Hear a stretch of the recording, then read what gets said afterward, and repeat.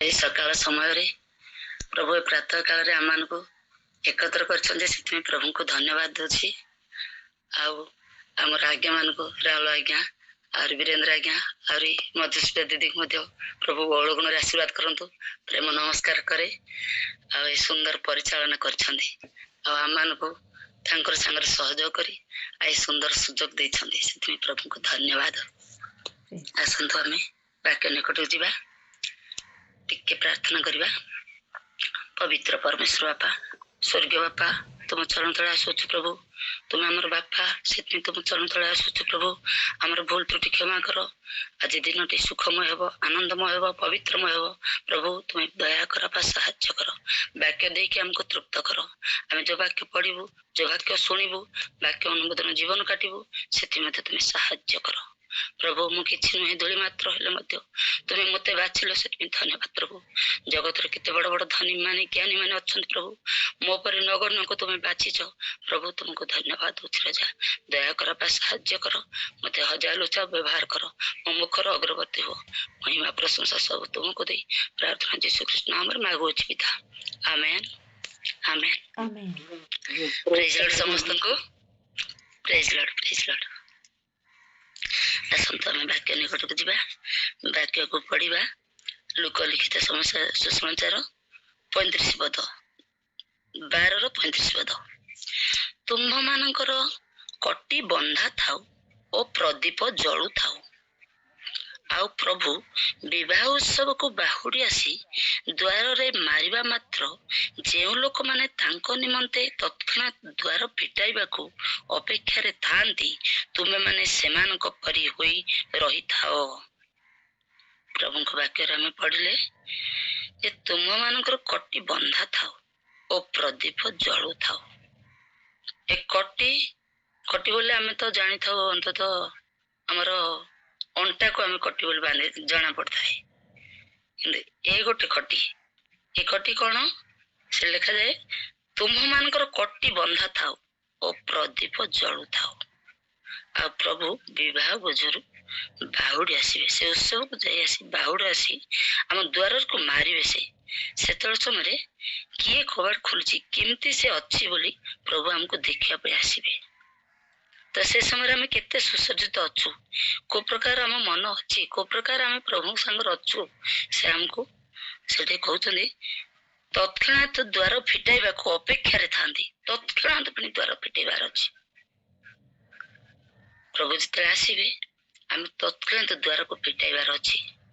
ଆଉ ସେମିତି ଆମେ ଜାଗ୍ରତ ଅଛୁ କି ନାହିଁ, ପ୍ରଭୁ ଆମକୁ କହୁଛନ୍ତି।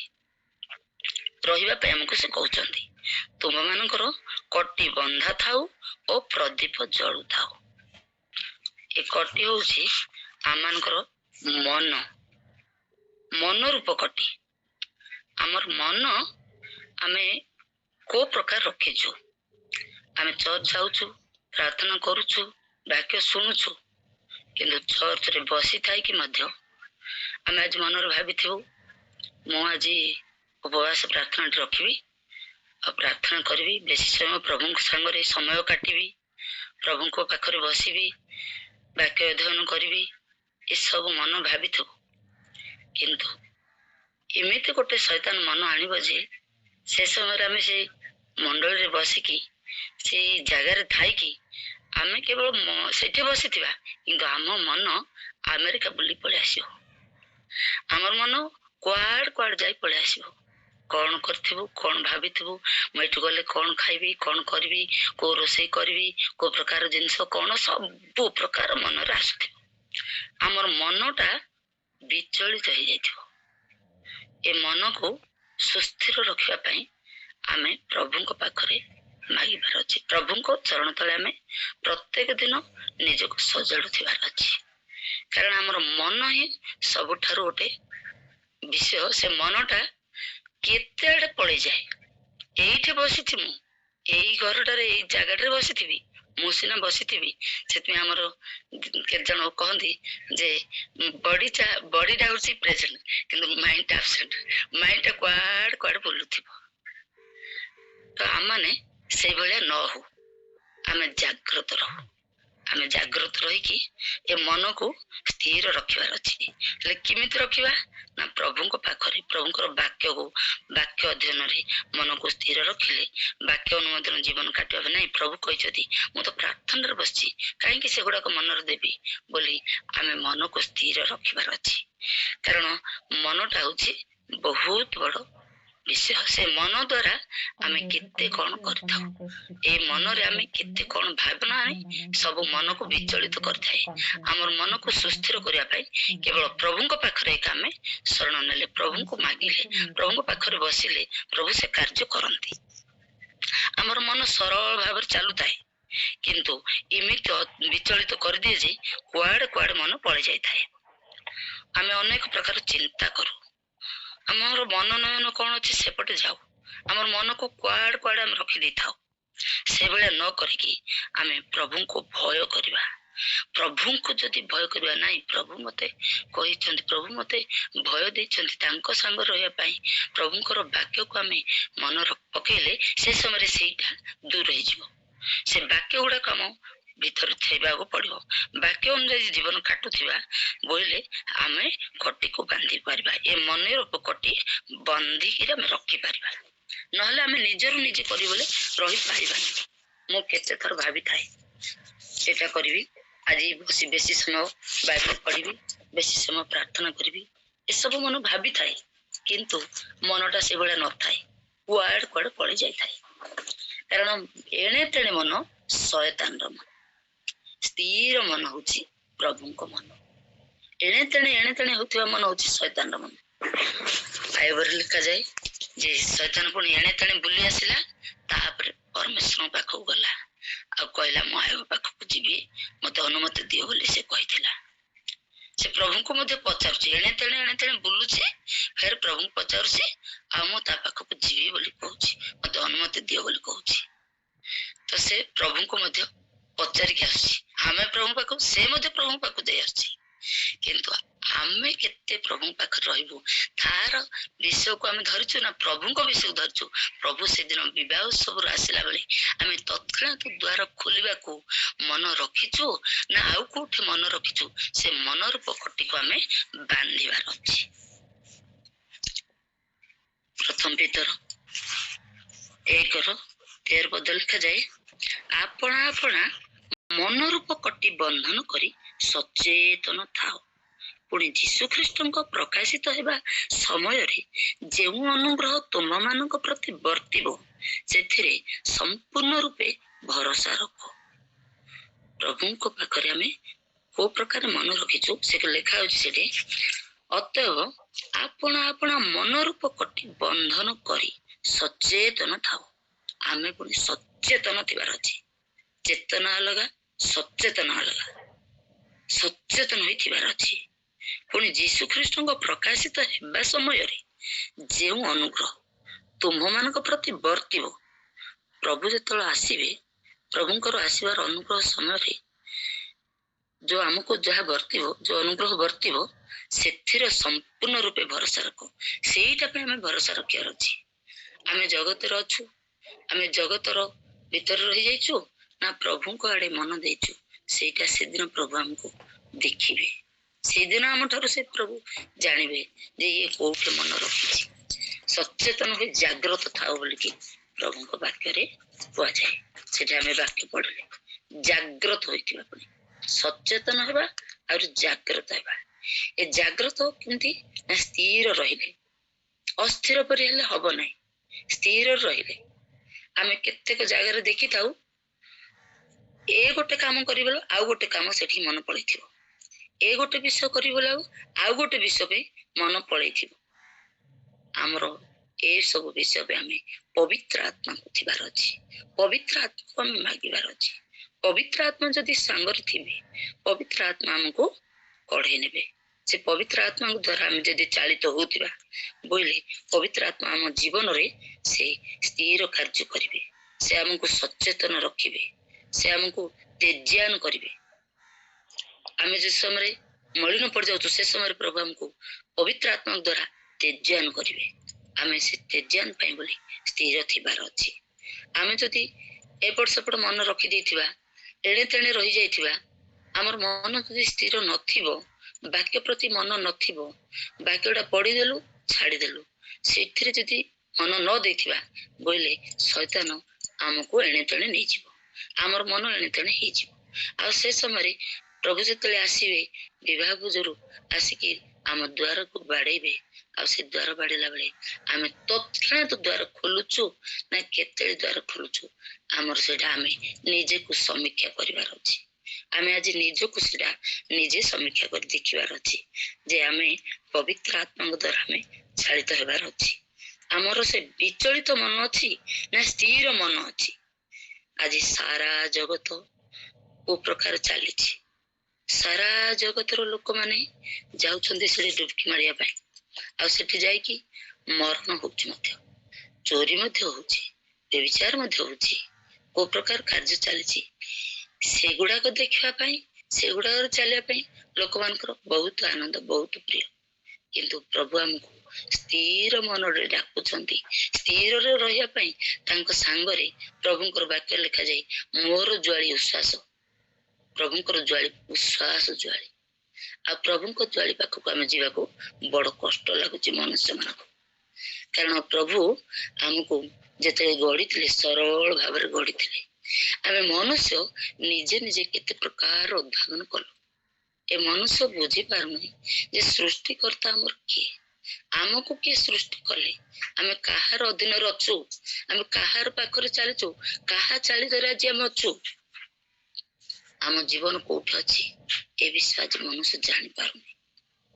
ଯଦିଓ ସେ ଲୋକମାନେ ଯାଉଛନ୍ତି, ସେମାନେ ନିଜ ଜୀବନକୁ ଏତେ ବଡ ଶୀତରେ ମତେ ଜଣେ କହୁଥିଲେ, ଆଉ ଶୀତ ଏତେ ଥଣ୍ଡା, ଆଉ ସେ ପାଣି ସବୁ ଯୋଉ ତାର କୋହଲା ଆସୁଥିଲା, କୋହଲା ପବନରେ ମୁଁ ଥରିଗଲି, ଆଉ ସେଠି ମୁଁ ପଡିଗଲି।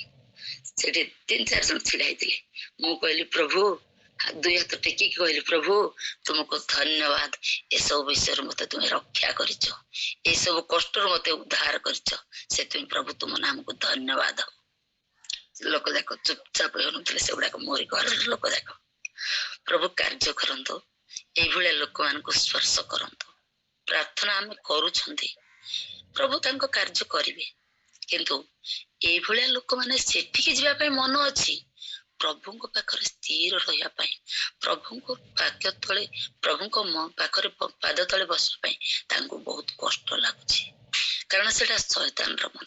ଶୈତାନ ମନ ଏପଟେ ସେପଟେ ବୁଲୁଥିବ, ଏଣେ ତେଣେ ଶୈତାନର ମନ। କିନ୍ତୁ ସଦା ପ୍ରଭୁଙ୍କ ମନ ଯିଏ ରଖିଥାଏ, ପ୍ରଭୁଙ୍କର ବାକ୍ୟ ଲେଖାଯାଏ, ଯାହାର ମନ ତୁମ୍ଭଠାରେ ସ୍ଥିର ଥାଏ ତାହାକୁ ତୁମ୍ଭେ ସମ୍ପୂର୍ଣ୍ଣ ଶାନ୍ତିରେ ରଖିବ, କାରଣ ସେ ତୁମ୍ଭଠାରେ ନିର୍ଭର ରଖେ। ପ୍ରଭୁଙ୍କ ଠାରେ ଯିଏ ନିର୍ଭର ରଖିଛି, ଯାହାର ମନ ପ୍ରଭୁଙ୍କ ଠାରେ ସ୍ଥିର ଅଛି, ପ୍ରଭୁ ତାକୁ ସମ୍ପୂର୍ଣ୍ଣ ଶାନ୍ତି ରଖିବେ ବୋଲିକିରି ବାକ୍ୟ ଦେଇଛନ୍ତି ପ୍ରଭୁ। ଯେଶାୟ 26:3 ପଦରେ। ପ୍ରଭୁ ଆମର ମହାନ ପବିତ୍ର ପରମେଶ୍ୱର, ଆମକୁ ସେଥିରୁ ରକ୍ଷା କରିକି ତାଙ୍କରି ସନ୍ତାନ କରିଛନ୍ତି, ସେଥିପାଇଁ ପ୍ରଭୁଙ୍କୁ ଧନ୍ୟବାଦ। ଏ ସାରା ଜଗତ ଆଜି ଏପଟେ ବୁଲିଲା ବେଳେ ପ୍ରଭୁ ଆମକୁ, ପ୍ରଭୁଙ୍କ ଲୋକମାନଙ୍କୁ ପ୍ରଭୁ ସଚେତନ ରଖିଛନ୍ତି, ପ୍ରାର୍ଥନା ଜୀବନ ରଖିଛନ୍ତି, ବାକ୍ୟରେ ସଚେତନ ରହିବା ପାଇଁ ଆମକୁ ପ୍ରଭୁ ଶିକ୍ଷା ଦଉଛନ୍ତି। ଆମର କଟି ବନ୍ଧା ଥିବ, ଆଉ ପ୍ରଦୀପ ଜଳୁଥିବ। କୋଉ ପ୍ରକାର ପ୍ରଦୀପ ଜଳିବ? ଯେ ଆମେ ପବିତ୍ର ଆତ୍ମାରେ ରହିଲେ, ପବିତ୍ର ଆତ୍ମାକୁ ମାଗିବା, ପବିତ୍ର ଆତ୍ମା ଆମକୁ କଢେଇ ନେବେ, ପବିତ୍ର ଆତ୍ମା ଆମ ସାଙ୍ଗରେ ରହିଲେ ଆମେ ସଚେତନ ହେଇପାରିବା। ନଚେତ ସେଦିନ 10 କନ୍ୟା ଯେମିତି ଜଗି ରହିଥିଲେ, ତୈଳ ଧରି ନଥିଲେ 5 କନ୍ୟା, ଆଉ 5 କନ୍ୟା ତୈଳ ଧରିଥିଲେ, ଆଉ ସେ 5 କନ୍ୟା ତୈଳ ଧରିଥିଲେ ବୋଲିକି ଆଉ ପ୍ରଭୁ ଆସୁ ଆସୁ ଆଉ ସେମାନେ ଯାଇପାରିଲେ। ତୈଳ ହଉଛି ପବିତ୍ର ଆତ୍ମା। ତୈଳ ଆଗରେ ଆମେ ଦେଖିଥିଲେ, ତୈଳ ଧରିଲେ ଡିବି ଲଗାଯାଏ, ଡିବି ତୈଳ ଯଦି ନଥିବ, ଡିବି ଶୁଖିଗଲେ, ତୈଳ ଶୁଖିଗଲେ ଡିବି ଲିଭିଯିବ। ଆମ ଜୀବନରେ ଯଦି ତୈଳ ନାହିଁ, ଯଦି ପବିତ୍ର ଆତ୍ମା ନାହାନ୍ତି, ଯଦି ପ୍ରଭୁଙ୍କ ବାକ୍ୟ ନାହିଁ, ପ୍ରଭୁଙ୍କ ପାଖରେ ଆମେ ଯଦି ସ୍ଥିର ରହିନୁ, ଯଦି ପ୍ରଭୁଙ୍କର କାର୍ଯ୍ୟକୁ ଆମେ ଯଦି ସ୍ଥିର ରଖିନୁ, ଯଦି ତାଙ୍କ ପାଖରେ ତାଙ୍କର ଅନୁମୋଦନ ଜୀବନ କାଟିନୁ ବୋଇଲେ ଆଉ କୋଉ ସମୟରେ କଣ ହବ ଆମକୁ ଜଣା ନାହିଁ। ପ୍ରଭୁ ଯେତେବେଳେ ଆସିବେ ତାଙ୍କର ବିବାହ ଭୋଜରୁ ଆଉ ଆମକୁ ନେବା ପାଇଁ, ଆଉ ସେତେବେଳେ ସମୟରେ ଆମେ ଅସ୍ଥିର ହେଇଥିବା, ଆମେ ପ୍ରଭୁଙ୍କ ପାଖକୁ ଯିବା ପାଇଁ ଦ୍ୱାର ଖୋଲି ପାରିବା କି ନାହିଁ, ଆମେ ନିଜକୁ ନିଜେ ଆଜି ସମୀକ୍ଷା କରିବା। ଆମେ ସେଇ ପବିତ୍ର ଆତ୍ମାରେ ପୂର୍ଣ୍ଣ ହେବା ପାଇଁ ପ୍ରଭୁଙ୍କୁ ମାଗିବା। ଆଉ ପ୍ରଭୁଙ୍କ ବାକ୍ୟରେ ପ୍ରଭୁ କହିଲେ ଯେ ମୋ ଠାରେ ରହେ, ମୋ ଯାହା ଠାରେ ରହେ, ସେ ଉତ୍ତମ ଫଳ ଫଳେ, କାରଣ ମୋ ବିନା ତୁମେ ମାନେ କିଛି କରିନପାର। ପ୍ରଭୁଙ୍କ ବିନା ଆମେ କିଛି ମଧ୍ୟ କରିପାରିବାନି। ପ୍ରଭୁ ନଥିଲେ ଆମେ କିଛି ନୁହେଁ, ଫଳ ଶୂନ୍ୟ ଜୀବନ ହେଇଯିବା। ଫଳବାନ ଜୀବନ କେତେବେଳେ ହେବା? ପ୍ରଭୁଙ୍କୁ ସାଙ୍ଗରେ ରଖିଥିଲେ, ପ୍ରଭୁଙ୍କ ସାଙ୍ଗରେ ଚାଲୁଥିଲେ, କାରଣ ପ୍ରଭୁ ଆମର ଇମାନୁଏଲ ଈଶ୍ୱର, ଆମ ସାଙ୍ଗର ଈଶ୍ୱର। ସେ ଆମ ସାଙ୍ଗରେ ରହିବା ପବିତ୍ର ପରମେଶ୍ୱର, ଆମ ସାଙ୍ଗରେ ସେ ରହନ୍ତି। ଆମେ ମାଗିଲେ ଦିଅନ୍ତି, କହିଲେ ଶୁଣନ୍ତି, ସେଇଭଳି ବାପାକୁ ଆମେ ପାଇଛନ୍ତି। ମୁଁ ଏମିତି କହେ, ବାପା ଆଜି ମୋର ଏଇ କାମ ହେବାର ଅଛି, ବାପା ଆଜି ମୁଁ ସେଠି ଯିବାର ଅଛି, ମୁଁ ବାପା ବୋଲି ଡାକିକି ଯାଏ। ବାପା ମତେ ଏଇ କାମ କରିବାର ଅଛି, ମତେ ଆଜି ଏଠି ଆଉ ଆଜ୍ଞା ମାନଙ୍କ ପାଖରେ ବାକ୍ୟ ଦେବାର ଅଛି, ମୁଁ କୋଉ ପ୍ରକାର ଦେବି ପ୍ରଭୁ? ମୁଁ ତ ଧୂଳି ମାତ୍ର, ମତେ କିଛି ବି ଜଣା ନାହିଁ। ଅନେକ ପ୍ରକାର ଆଜ୍ଞା ମାନେ ଅଛନ୍ତି, ସବୁ ବିଷୟ ବୁଝିବା, ମୁଁ ତ କିଛି ନୁହେଁ। ପ୍ରଭୁ ମତେ ଏଇ ବାକ୍ୟକୁ ଯେତେବେଳେ ମୁଁ ପ୍ରାର୍ଥନା କଲି, ପ୍ରଭୁ ଏଇ ବାକ୍ୟକୁ ମତେ ସେତେବେଳେ ସମୟରେ ଦେଇଥିଲେ। ଆଉ ମୁଁ ଯେତେବେଳେ ପ୍ରଭୁଙ୍କୁ ମାଗିଲି, ପ୍ରାର୍ଥନା କଲି, ପ୍ରଭୁଙ୍କୁ କହିଲି, ପ୍ରଭୁ ମୁଁ କୋଉ ପ୍ରକାର କହିବି? ମୁଁ କିଛି ନୁହେଁ। ଆଜି ମୁଁ ଜାଣିପାରେ ନାହିଁ ଏ ବାକ୍ୟ ଦ୍ୱାରା କାହାର ମନ କୋଉ ପ୍ରକାର ଅଛି, କିଏ କଣ ଭାବୁଛନ୍ତି, କାହାକୁ କେତେ ଭଲ ଲାଗିଛି ମୁଁ ଜାଣିନାହିଁ। କିନ୍ତୁ ମତେ ଯେତିକି ପ୍ରଭୁ ଶିକ୍ଷା ଦେଲେ, ମୁଁ ପ୍ରଭୁଙ୍କ ଶିକ୍ଷାରେ ଯେତିକି ପାଇଲି, ଆଉ ମୁଁ ସେତିକି ଆଜି ପ୍ରଭୁଙ୍କ ପାଖରେ ଶରଣ ମାଗିକି ଆଉ କରିଲି, ଆଉ ସେ ବିଷୟକୁ ସବୁ ପଢିଲି, ଆଉ ସଚେତନ ହେବା ପାଇଁ ପ୍ରଭୁ ମତେ ଯୋଉ ଶିକ୍ଷା ଦେଲେ, ଆଉ ସେ ଅନୁଯାୟୀ ମୋ ଜୀବନ ଅଛି କି ନାହିଁ ଆଜି ମୁଁ ନିଜକୁ ସମୀକ୍ଷା କରିବି। ପ୍ରିୟମାନେ, ଆମେ ଜାଗ୍ରତ ହେବା, ଆମେ ବାକ୍ୟ ପଢିବା। ପ୍ରିୟମାନେ, ଆମେ ପ୍ରାର୍ଥନା କରୁଥିବା ପ୍ରତ୍ୟେକ ଦିନ। ଆମେ ତ ସବୁଦିନ ପ୍ରାର୍ଥନା କରୁଛୁ, ଆମେ ଖ୍ରୀଷ୍ଟିଆନ ଲୋକ, କିନ୍ତୁ କୋଉ ପ୍ରକାର ପ୍ରାର୍ଥନା କରୁଛୁ? ଆମର ମନ କୋଉଠି ଥାଇକି ଆମେ ପ୍ରାର୍ଥନା ରଖୁଛୁ? ଆମ ମନକୁ, ଆମର କଟିକୁ ବାନ୍ଧିଛୁ କି ନାହିଁ? ଆମ ପ୍ରଦୀପ ଜଳୁଛି କି ନାହିଁ? ଆମେ ନିଜେ ନିଜେ ସମୀକ୍ଷା କରୁଥିବା। ମୋର ଆଜି କଟି ବନ୍ଧା ଅଛି କି ନାହିଁ? ଆଉ ମୁଁ ଆଜି ପ୍ରଦୀପ ମୋର ଜଳୁଛି କି ନାହିଁ? ପବିତ୍ର ଆତ୍ମାରେ ମୋର ମନ ଅଛି କି ନାହିଁ? ପବିତ୍ର ଆତ୍ମା ମତେ ଗାଇଡ କରିଛନ୍ତି ନା ଏ ଜଗତର ଲୋକମାନେ ମତେ ଗାଇଡ କରୁଛନ୍ତି? ଯେତେବେଳେ ଆମର ଏଇ କଣ କଣ ଶୁଣାଯାଏ, ଆଜି ଏମିତି କାଲି ସେମିତି, ସେ ସବୁ ମୁଁ ସେଗୁଡାକୁ ଧ୍ୟାନ ଦିଏନି। ମୁଁ କହେ, ଆମର ସାନ ଝିଅ ଥରୁଥାଏ, ମୁଁ କହିଲି, ଝିଅ ତୁ ଏତେ ଦୂର ରହୁଛୁ, ଆଉ କେତେବେଳେ କୋଉଠି କଣ, ଆଉ ଭଲ ନାହିଁ ଏ କାମ, କଣ ଭଲ ନାହିଁ ବୋଲି କହୁଛୁ? ଲଙ୍ଗଳରେ ହାତ ଦେଇ ପଛକୁ ଅନେଇବୁ ନା ବୋଲି ପ୍ରଭୁଙ୍କ ବାକ୍ୟରେ ଲେଖାଯାଏ। ମତେ ତ ପ୍ରଭୁଙ୍କ କାର୍ଯ୍ୟରେ ପଠାଇଛୁ, ଫେର କହୁଛୁ କୋଉଠି କଣ ହବ? କୋଉଠି କଣ ହେଲେ ମରିବା, ଉଠିଲେ ମରିବା, କିଛି ସେଟା ପାଇଁ ଆମର ଭୟ ରଖିବାର ନାହିଁ, କାରଣ ପ୍ରଭୁଙ୍କର ବିନା ଅନୁମତିରେ ଆମକୁ ମୃତ୍ୟୁ ଆସିବ ନାହିଁ। ପ୍ରଭୁଙ୍କର ଯଦି ଅନୁମତି ଥିବ ମୃତ୍ୟୁ ଆସିବ, ମୃତ୍ୟୁକୁ ଭୟ କରିବାର ନାହିଁ। ସତରେ ମୁଁ ବି ସେଟା ଧ୍ୟାନ ଦେଲି, ଯେତେବେଳେ ଏଇ ସବୁ କି ଫିଲ୍ମ ଆସି କଣ ହେଇଛି କୋଉଠି, ପ୍ରଭୁଙ୍କର ଅନୁମତି ବିନା କିଛି ହବ ନାହିଁ। ପ୍ରଭୁ ଅନୁମତି କରିଲେ ହବ, ପ୍ରଭୁଙ୍କ ବିନା ଅନୁମତିରେ ଆମ ପାଖକୁ କିଛି ଆସିବ ନାହିଁ। ଆମେ କେତେ ସଚେତନ ଅଛୁ, ଆଉ କେତେ ଆମର ପ୍ରଦୀପ ଜଳୁଛି, କେତେ ଆମେ କେମିତି କଟି ବାନ୍ଧିଛୁ, ସେଇଟା ଆମକୁ ପ୍ରଭୁ ସେତେବେଳେ ଦେଖିବେ। ଆମର ଯଦି କଟି ବନ୍ଧା ଅଛି, ପ୍ରଦୀପ ଜଳୁଛି, ନିଶ୍ଚୟ ପ୍ରଭୁ ଆମ ସାଙ୍ଗରେ ଅଛନ୍ତି, ଆଉ ପ୍ରଭୁ ଆମକୁ ନିଶ୍ଚୟ ପଥ ପଢାଇ ନେବେ। ପ୍ରଭୁଙ୍କ ପାଖରେ ଯଦି ଆମେ ସ୍ଥିର ରହିଛୁ, ସେଠି ଲେଖାଯାଏ, ତେଣୁ ଲେଖା ଅଛି, ତୁମ୍ଭେ ମାନେ ପବିତ୍ର ହୁଅ, କାରଣ ଆମ୍ଭେ ପବିତ୍ର। ଆମେ ପ୍ରଭୁଙ୍କ ପାଖରେ ରହିବାର ଅଛି, ଆଉ ପ୍ରଭୁଙ୍କ ପାଖରେ ଆମେ ପବିତ୍ର ରହିବାର ଅଛି। ନିଜରୁ ତ କରିପାରିବା ନାହିଁ, କିନ୍ତୁ ପ୍ରଭୁଙ୍କୁ ମାଗିବା। ଆଉ ଯେ ମୁଖାପେକ୍ଷା ନ କରନ୍ତି, ପ୍ରତ୍ୟେକ ଲୋକର କର୍ମାନୁସାରେ ବିଚାର କରନ୍ତି, ତାହାଙ୍କୁ ଯଦି ପିତା ବୋଲି ସମ୍ବୋଧନ କରୁଅଛ, ତେବେ ଆପଣ ଆପଣଙ୍କୁ ପ୍ରବାସ କାଳ ସଭୟରେ କ୍ଷେପଣ କର। ଆମେ ଯୋଉ ପ୍ରବାସ କରୁଛୁ, ଆମେ ସଭୟରେ କ୍ଷେପଣ କର ବୋଲି ପ୍ରଭୁଙ୍କର ବାକ୍ୟରେ ଦିଆଯାଏ। ପ୍ରଭୁଙ୍କ ତଳୁ ତଳୁ ବାକ୍ୟ ପଢିଲା ବେଳକୁ ବହୁତ ପ୍ରଭୁଙ୍କ ବାକ୍ୟ ସୁମିଷ୍ଟ, ମଧୁଚାକ ଠାରୁ ଆଉ ସୁମିଷ୍ଟ। ପ୍ରଭୁଙ୍କ ବାକ୍ୟକୁ ଆମେ ମନ ରଖିକି ଆମେ ପଢୁଥିବା ପ୍ରଭୁ ଆମକୁ କାର୍ଯ୍ୟ କରିବେ। କାରଣ ଆମେ ଭୟ ହେଲେ ଏଇ ଦିନ ଆମର ଭୟର ଦିନ ନୁହେଁ, ଏଇ ଦିନ ଆମର ପ୍ରାର୍ଥନାର ଦିନ, ସଚେତନର ଦିନ, ଜାଗ୍ରତର ଦିନ। ଆମେ ଯେତେ ଜାଗ୍ରତ ହେବା, ଯେତେ ଆମେ ପ୍ରଭୁଙ୍କ ପାଖରେ ପବିତ୍ର ଆତ୍ମାରେ ପୂର୍ଣ୍ଣ ହେବା, ପବିତ୍ର ଆତ୍ମା ପ୍ରଭୁଙ୍କୁ ମାଗିବା, ଆଉ ସେତେବେଳେ ସେ 5 କନ୍ୟା ସୁବୁଦ୍ଧି ଥିଲେ, ସେ 5 କନ୍ୟାଙ୍କ ତୁଲ୍ୟ ଆମେ ମଧ୍ୟ ବରଙ୍କ ସାଙ୍ଗରେ ଯାଇପାରିବା। ତୈଳ ଯଦି ଆମ ଭିତରେ ଅଛି, ତୈଳକୁ ଧରି ଆମେ ଜାଗ୍ରତ ଅଛୁ, ଆମେ ପ୍ରଭୁଙ୍କୁ ତୈଳ ମାଗିବା। ଆମେ ନିଜର କିଛି କରିପାରିବା ନାହିଁ। ପ୍ରଭୁ କହିଛନ୍ତି ନା, ଯେ ମୋ ଠାରେ ରହେ, ମୁଁ ଯାହା ଠାରେ ରହେ ସେ ଉତ୍ତମ ଫଳ ଫଳେ, କାରଣ ମୋ ବିନା ତୁମେ ମାନେ କିଛି କରିପାର ନାହିଁ। ପ୍ରଭୁଙ୍କ ବିନାରେ ଆମେ କିଛି ମଧ୍ୟ କରିନପାରୁ। ପ୍ରଭୁ ଆମର ମହାନ ପବିତ୍ର ପରମେଶ୍ୱର, ତାଙ୍କୁ ଧରିକି ଆମେ ରାସ୍ତା କାଢୁଥିବା। ପ୍ରଭୁ ଆମକୁ ପଥ କଢାଇ ନିଅନ୍ତୁ। ଏ ସୁନ୍ଦର ବାକ୍ୟ ଦ୍ୱାରା ପ୍ରଭୁ ଆମମାନଙ୍କୁ ଆଶୀର୍ବାଦ କରନ୍ତୁ। ପ୍ରଭୁ ଭୁଲ ଥିଲେ କ୍ଷମା ଦେବେ, ଆପଣ ମାନେ ଭୁଲ ଥିଲେ କ୍ଷମା ଦେବେ। ପ୍ରେଜ୍ ଲର୍ଡ ସମସ୍ତ।